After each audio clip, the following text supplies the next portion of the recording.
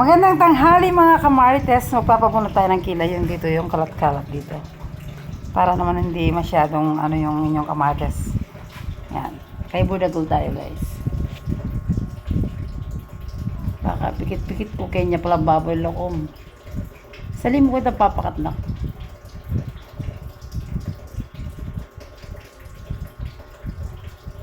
Katantanan na. Bantang nga na. Ali banta malinis siya kanya. Bantang nga na kanila ko. Ay wala po bututan.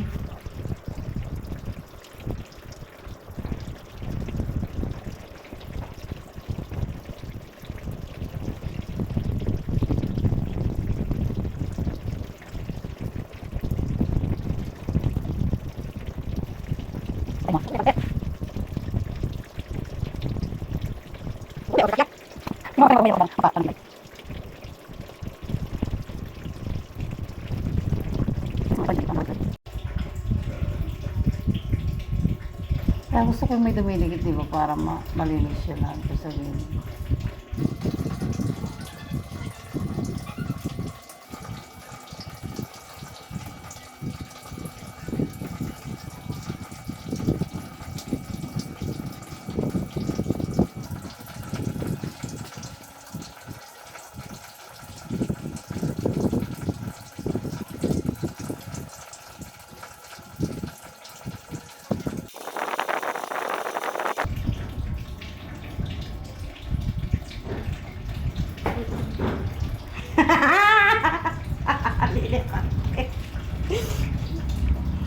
Bahala ka pag hindi ang pantay. Bili mo.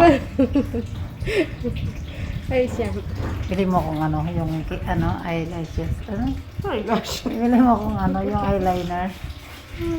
Para, yung pangguhit. Ang ko kayo, natagawa kayo. Kaya lang hindi man ako marunong gumawa ng ano. Pag kahit na nakalagay na sa matong, konting ano lang, nagpapahid ako. Hindi matatanggal eh. Hindi mo alam, nakataas na pala yung isa. Napunasan mo pataas. O kaya nakalat na.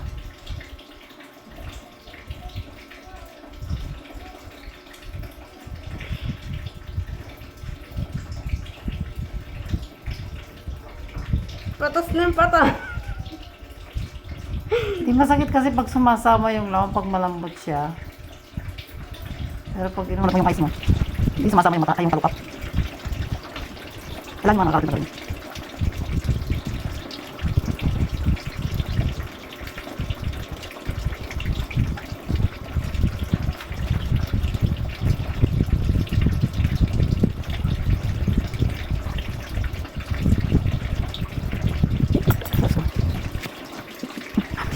Siguro po kayo guys ng kilig. Mapapag sige guys. Sabi na pabawasan sa kanya. Kung napapanagin po yung sa better kami kilig guys. Makapagpapag tayo ng buwan naman. May pa. Sige sa lamig. Ayaw pa may salamin pala. Yan ito mga guys sa amin. Linis na ba siya? Pwede na yun? Hinaka mo na yung ilaw. Pwede siya malinis dito sa kabila. Pwede na yun? Sige, pinapakamura na ako ng kilay. Yan guys, napakamura na tayo ng kilay sa aking Budagul. Dalawa kami dito guys. Ang ginawa kundi magkwentuhan, kain-kain lang pag may kakainin. Diba guys? Kaya ako siyang lumabas o kaya. Lumabas o kaya lang naman napuntahan guys. Kailan na naman malayo. Mas mainit po. Diba guys? Yan ang ating Budagul. Kasi naman nagkaroon ng kilay. Nabawas ng kilay guys. Ma! Ay, yung kapit guys. Ano?